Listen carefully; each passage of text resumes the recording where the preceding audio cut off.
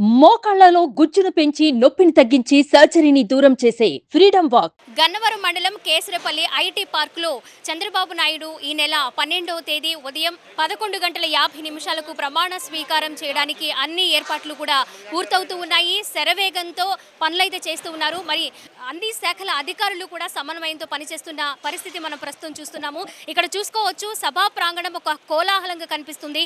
ఒక పండుగ వాతావరణం 4 రోజుల ముందుగానే కనిపిస్తూ ఉంది.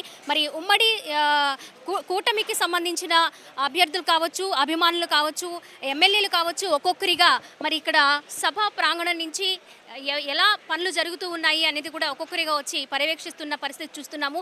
ఎక్కడ ఎలాంటి ఇబ్బంది లేకుండా, ఎలాంటి సమస్య రాకుండా వచ్చే అభిమానులు కావచ్చు, లేక ముఖ్య నేతలకు కావచ్చు, ఎలాంటి ఇబ్బందులు లేకుండా అయితే ప్రాంగణం అయితే సిద్ధం చేస్తూ ఉన్నారు. మొత్తంగా మనం చూసుకోవచ్చు, సభా ప్రాంగణం దగ్గర 1000 మంది కూర్చునే విధంగా సభా ప్రాంగణాన్ని ఏర్పాటు చేస్తూ ఉన్నారు. దాన్ని కూడా దగ్గర హైట్ 12 ఫీట్ హైట్ వరకు మనకి అరేంజ్ చేశారు. అంటే కింద ఎలాంటి ఇబ్బందులు లేకుండా, ఎవరు స్టేజ్ మీదకి రాకుండా, ఇబ్బందులు కలగకుండా ఆ సభా ప్రాంగణం కూడా ఏర్పాటు చేస్తూ ఉన్నారు. ఇంకా స్థలిలో కూర్చోవడానికి మొత్తంగా 1,00,000 మంది కూర్చునే విధంగా, ఆ పైన కూడా ఇంకెవరైనా వచ్చినా ఇబ్బంది లేకుండా పక్కన ప్లేస్లో కూడా అరేంజ్మెంట్స్ అనేవి చాలా స్పీడ్గా అయితే జరుగుతున్నాయి. ఒకవేళ వర్షం పడినా కూడా అక్కడ ఎలాంటి వచ్చే ప్రతి ఒక్కరికి కూడా, అభిమానులకు కావచ్చు, అలాగే వివిధ పార్టీలకు సంబంధించిన ముఖ్య నేతలకు కావచ్చు, ఎలాంటి ప్రాబ్లమ్స్ లేకుండా ఇక్కడైతే ఏర్పాట్లు జరుగుతూ ఉన్నాయి. మొత్తంగా చూసుకోవచ్చు, ఈ నెల 12వ తేదీ చంద్రబాబు నాయుడు ప్రమాణ స్వీకారం చేస్తున్న నేపథ్యంలో మరి అన్ని రాష్ట్రాలకు చెందిన ముఖ్యమంత్రులతో పాటు, ముఖ్య నేతలతో పాటు మరి అభిమానులు కూడా భారీగా తరలివచ్చే అవకాశం ఉండడంతో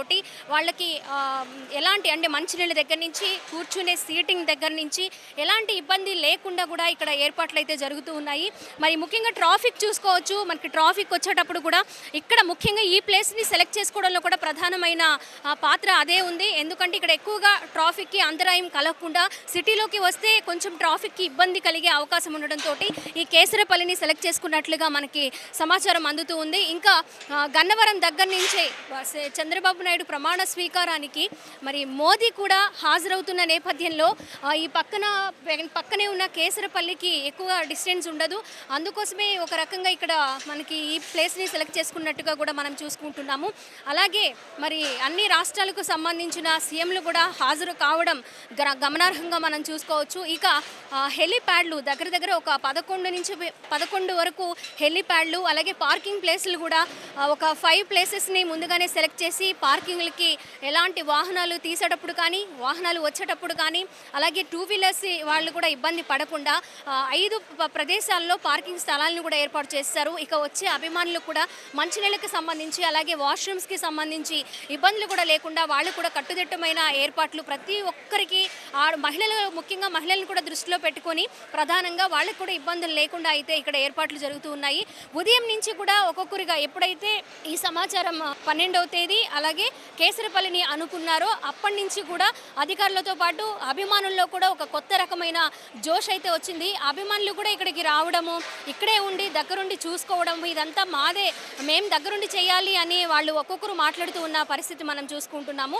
ఒకరోజు ముందుగానే అన్ని ఏర్పాట్లు పూర్తి కావాలనే కార్యాచరణతో పనులైతే సాగుతూ ఉన్నాయి. మొత్తంగా అన్ని ఏర్పాట్లు సభా ప్రాంగణంతో పాటు సభా స్థలి కూడా అక్కడి నుంచి ప్రసంగించడానికి, ముఖ్యమైన నేతలు ప్రసంగించేటప్పుడు అందరికీ కనిపించే విధంగా ఎల్ఈడీలు కూడా ఏర్పాటు చేస్తూ ఉన్నారు. ఒకవైపు ఆ పనులు కూడా శరవేగంగా జరుగుతూ ఉన్నాయి. మనం చూసుకోవచ్చు, ఇక్కడ అందరూ చాలామంది అంటే పార్టీకి సంబంధించిన వాళ్ళు, ఇటు జనసేనకు సంబంధించి అండ్ అలాగే టీడీపీకి సంబంధించి, బీజేపీకి సంబంధించిన ఎమ్మెల్యేలతో పాటు ముఖ్య నేతలు కూడా వచ్చి పర్యవేక్షిస్తూ ఉన్నారు. త్వరగా అయిపోవాలి అని అడుగుతూ ఉన్నారు. మరి కొద్దిసేపటి క్రితమే అచ్చెన్నాయుడు గారు కూడా రావడము, అధికారులని పనులు ఎలా జరుగుతున్నాయి, ఏంటి, ఎప్పటిలోగా కంప్లీట్ అవుతాయి అనే వివరాలు కూడా అడిగి తెలుసుకున్న పరిస్థితి మనం ప్రస్తుతం చూస్తున్నాము. మొత్తంగా మరి 12వ తేదీ ఉదయం ప్రమాణ స్వీకార కార్యక్రమానికి, చంద్రబాబు నాయుడు ప్రమాణ స్వీకారానికి అన్ని ఏర్పాట్లు కూడా శరవేగంగా పూర్తి చేయడంతో పాటు ఒకరోజు ముందుగానే కంప్లీట్ చేసేలాగా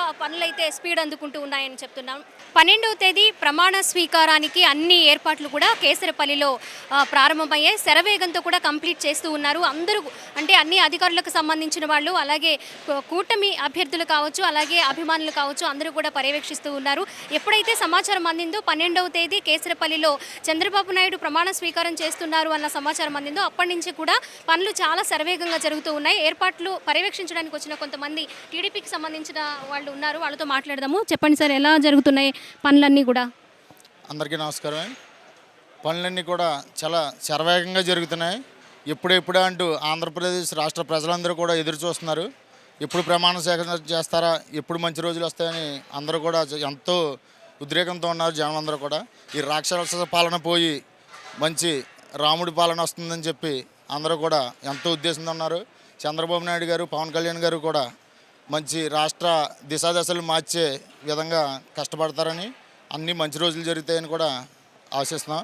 అందరూ కూడా కష్టపడి నాయకులే కూడా భారీ మెజార్టీలతో నెగ్గి అందరూ కూడా మంచి ఇదిలో ఉన్నారు. ప్రమాణ స్వీకారోత్సవ కార్యక్రమానికి ఎంతమంది హాజరయ్యే అవకాశం ఉందండి? ఎంతమంది వస్తారని మీరు అంచనా వేస్తూ ఉన్నారు? అంటే ఈ యొక్క దుర్మార్గ పాలన మీద ఇరత పుట్టేసి ఎలక్షన్లో కూడా చూపించారు ఏ రకంగా ఓటర్ల రూపంలో. అదేవిధంగా అంచనాలు వేయలేని విధంగా, ఎవరికి ఊహకందని విధంగా ఇక్కడ ప్రమాణ స్వీకారంకి పోటెత్తి వాతావరణం అయితే కనబడుతుంది. ఎంత ప్లేస్ తీసుకున్నా కూడా సరిపోయే ఉద్దేశం కూడా లేదు. ఇక్కడ అంత బలోపేతంగా ఉంది. ఇక్కడైతే ఎక్కడి నుంచి వచ్చారండి? మాది గన్నవరం అండి. ఇక్కడ ఏర్పాట్లు ఎలా జరుగుతున్నాయి? ఏర్పాట్లు అంగరంగ వైభవంగా నారా చంద్రబాబు నాయుడు గారి ముఖ్యమంత్రిగా ప్రమాణ స్వీకార మహోత్సవం ఇక్కడ అంగరంగ వైభవంగా, అధికారులు కూడా చాలా శ్రద్ధగా ఇక్కడ అందరికీ ఎటువంటి ఇబ్బంది కలగకుండా, రాష్ట్రం నలువైపుల నుంచి వచ్చే కార్యకర్తలందరికీ అలాగే నాయకులందరికీ ఎటువంటి ఇబ్బంది కలగకుండా చాలా శరవేగంగా కూడా ఇక్కడ ఏర్పాట్లు జరుగుతున్నాయి. ఇందులో భాగంగానే ఇక్కడ మా తెలుగు యువత కూడా ప్రత్యక్షంగా పాల్గొని ఏర్పాట్లు పర్యవేక్షిస్తూ ఇక్కడ స్థానిక ఎమ్మెల్యే యార్లగడ్డ వెంకట్రావు గారి ఆదేశానుసారం ఇక్కడ మేము కూడా ఏర్పాట్లో నిమగ్నమై ఉన్నాం. ఖచ్చితంగా నారా చంద్రబాబు నాయుడు గారి ఈ ప్రమాణ స్వీకార మహోత్సవానికి ఇచ్చేసేటువంటి కార్యకర్తలకు కానీ, నాయకులకు కానీ, ఎటువంటి అధికారులకు కానీ ఇబ్బంది లేకుండా చర్యలు తీసుకునేడానికి ఇక్కడ ఉన్నటువంటి నాయకులు, అధికారులు అందరూ ప్రయత్నం చేస్తూ ఉన్నారు. ఇట్లా ఎలా జరుగుతున్నాయి సార్? చాలా బ్రహ్మాండంగా జరుగుతున్నాయి. దేవుడు కూడా బాగా చూస్తున్నాడు. అందరూ వీళ్ళకి ఇబ్బంది లేకుండా చేయాలనే విధంగా చూస్తున్నాడు. విజయవాడలో కూడా వర్షం ఉంది, ఇక్కడ లేదు. అది ఆనందోత్సవం. సరే, ఎంతమంది ఈ ప్రమాణ స్వీకార కార్యక్రమానికి హాజరవుతారని అనుకోవచ్చు? అసలు మీరు ఆలోచన కూడా మేము అంత పడట్లేదు. అది ఎలానే ఆలోచిస్తున్నాం. వచ్చిన జనాల్ని ఏ విధంగా చూడగలుగుతాం అనే ఆశగా ఉన్నాం. సార్, 11 ఎకరాల ఈ ప్లేస్లో మరి భారీగా అయితే అరేంజ్మెంట్స్ జరుగుతూ ఉన్నాయి. ఈ స్థలంలో ఎన్ని లక్షల మంది పట్టే అవకాశం ఉండొచ్చు సార్? లక్షలను కాదండి, మేము ఒక 1.5 lakhs సిట్టింగ్ ఏర్పాటు చేస్తున్నాం. అనేక స్క్రీన్లు ఏర్పాటు చేస్తున్నాం. ఎక్కువ ఏంటంటే ఎవరైనా కనపడాలి, మమ్మల్ని చూడాలి అనే విధంగా పెద్ద పెద్ద స్క్రీన్స్ మెయిన్ రోడ్డు మీద ఏర్పాటు చేస్తున్నారు. ఎప్పటిలోగా కంప్లీట్ అంటే పూర్తిగా ఏర్పాట్లు ఎప్పుడు పూర్తయ్యే అవకాశం ఉంది సార్? 11 నైట్ దాకా పట్టుతుంది. టైం లేదు కదా, అందుకనే ఇంకా ఏంటంటే భారీ ఎత్తున చాలా నీట్గా చేయాలి. ఎందుకంటే కేంద్ర మంత్రులు కానీ, ప్రధానమంత్రి కానీ, ఇంకా ఇతర రాష్ట్రాల నుంచి కానీ అందరూ వస్తున్నారు. వాళ్ళ విధంగా ఏంటి దగ్గరలో ఉంటుందనే విధంగా ఎయిర్పోర్ట్ దగ్గరలో జనాలకు ఇబ్బంది పెట్టకుండా ఉండాలనేది చంద్రబాబు కోరిక. సార్, మోదీ గారు కూడా ఈ ప్రమాణ స్వీకారానికి హాజరవుతూ ఉన్నారు. మరి మోదీ గారు వస్తున్నప్పుడు ఎలాంటి ఒక ట్రాఫిక్కి సంబంధించి కానీ ప్రత్యేకమైన ఏర్పాట్లు కానీ ఎలా ఉంటున్నాయి? ఉన్నాయండి, పోలీసు వాళ్ళకి అందరికీ ముందే చెప్పారు చంద్రబాబు గారు. ఆయన వచ్చినప్పుడే జనాలను ఆపొద్దు, జనాలను ఇబ్బంది పెట్టొద్దు, నా గురించి అసలు ఇబ్బంది పడకూడదు అనే విధంగా ఒక 4 days 5 days ముందే చెప్పారు. పోలీసు వాళ్ళు కూడా మారాలి, నా గురించి ఆపితే 10 నిమిషాలు ఆగాలి కానీ గంటలు పడి జనాలను వెయిట్ చేయబాకండి, వాళ్ళు నన్ను తిట్టుకునే విధంగా చేయకూడదని ముందే హెచ్చరించారు. ఆ విధంగానే వాళ్ళకు కూడా ఇబ్బంది పెట్టకూడదని ఈ విధంగా ఉద్దేశంగా ఈ విధంగా తీసుకున్నాం అన్నమాట. ఎందుకంటే వీఐపీలు ఎక్కువ వస్తారు, మరి రోడ్డు మీద ట్రాఫిక్లు ఇవన్నీ ఇబ్బంది అవుతాయి కాబట్టి కొంచెం ఎయిర్పోర్ట్ దగ్గరలో ఉంటే అమరావతిలో పెడదాం అనుకున్నాం. కాదే రోడ్లో కన్వెంట్ లేవు, మళ్ళీ ఇబ్బంది పడతారని చెప్పి ఈ విధంగా ఇక్కడ ఏర్పాటు చేయడం జరిగింది.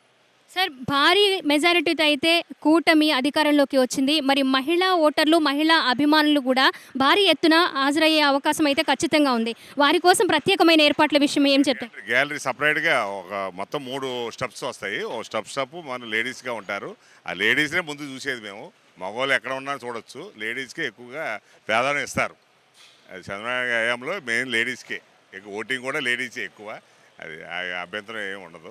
టీడీపీ మహిళా సెక్రటరీ ఉన్నారు మనతో. మరి ఇప్పుడు సభా ప్రాంగణంలో ఏర్పాట్లు ఎలా జరుగుతున్నాయి? మరి చాలా మంది ముఖ్య నేతలు కూడా ఇక్కడికి వచ్చి పర్యవేక్షించడము, అధికారులను అడిగి తెలుసుకోవడం కూడా జరుగుతూ ఉంది. మరి ఏర్పాట్ల గురించి మనం అడిగి తెలుసుకుందాం. ఏర్పాట్లు ఎలా జరుగుతూ ఉన్నాయండి? చాలా బాగా జరుగుతున్నాయండి. మొన్న నైటు మనకు ఎప్పుడైతే అనౌన్స్మెంట్ ఇచ్చారో ఆ రోజు నైట్ ఎమ్మనే స్టార్ట్ చేశారు.